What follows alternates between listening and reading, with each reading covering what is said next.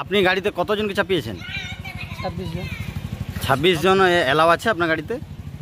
Sir বলতে পারবো না। সিটিং ক্যাপাসিটি কত? সিটিং ক্যাপাসিটি কত? বলছি আপনার গাড়িতে কজন বসার সিট আছে? 9 জন আছে, 9 জন ক্যাপাসিটি। এই দেখতে পাচ্ছি। কিভাবে নিয়ে যাচ্ছেন? কিছু হলে সামলাতে পারবেন? আর আপনাদের ওদের ফ্যামিলি মানে যত বেশি এরপরে আরো 5টা পেলে আরো 5টা ঢুকিয়ে দেবেন। লাইন সিটার অর্থাৎ 9 জনের বসার গাড়িতে প্যাসেঞ্জার হিসেবে যাত্রা করছেন 22, কোনোটিতে আবার 26। অবাক লাগছে, তাই না? অবাক লাগলেও এমনই ঘটনা দেখা গেল বীরভূমে, যেখানে দেখা গিয়েছে একটি ওমনি ভ্যান গাড়িতে সফর করছেন 22 জন, আবার ইকো গাড়িতে সফর করছেন 26 জন। সেই সকল গাড়ির অধিকাংশই আবার ইন্স্যুরেন্স নেই, অন্যান্য কাগজপত্র রয়েছে গাফিলতি। এসব দেখে খোদ ট্রাফিক অফিসারও অবাক। বীরভূমের দুবরাজপুরের একটি বেসরকারি স্কুলের পুলকারে এমন অবাক করা ঘটনা দেখা গেল। দুবরাজপুর থানার ট্রাফিক পুলিশ হানা দিয়ে এই ধরনের ঘটনা দেখতে পায় এবং তারা রীতিমতো অবাক হয়ে যায়। বলাই বাহুল্য, জীবনের ঝুঁকি নিয়ে ছোট ছোট পড়ুয়াদের ওই সকল গাড়িতে বাড়ি থেকে স্কুল এবং স্কুল থেকে বাড়ি নিয়ে যাওয়া আসার কাজ করছেন চালকরা। বেশি ভিড় হলে অসুবিধা হয়? কি অসুবিধা হয়?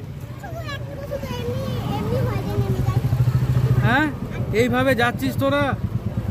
পুলিশের তরফ থেকে অবিলম্বে এই ধরনের ঘটনা বন্ধ করার জন্য ওই সকল যানবাহনের চালকদের সতর্ক করে দেয়। পাশাপাশি ওই সকল গাড়িগুলিকে চিহ্নিত করার জন্য বিভিন্ন ধরনের স্টিকার লাগিয়ে দেওয়া হয়।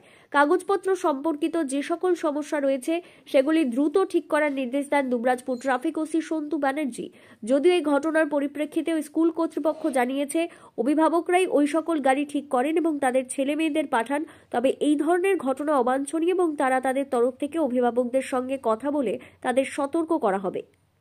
গ্রামান্তরে যে গাড়িগুলি আসে সেগুলো মূলত অভিভাবকরাই ঠিক করেন এবং তারাই পে করেন। তবে আমরা স্কুল শৃঙ্খলাটা দেখি যে তারা রুট ভাঙছে কিনা বা এক রুটের সাথে আরেক রুটের ভ্যান ভাইদের কোনো গন্ডগোল হচ্ছে কিনা, শুধুমাত্র এইটুকুই দেখি। মূলত পুরো অভিভাবকরা এটাই দেখেন।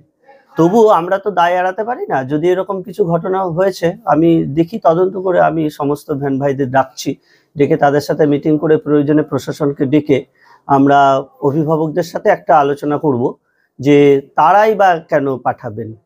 মানে মূলত অভিভাবকদের আমাদের সচেতন করতে হবে।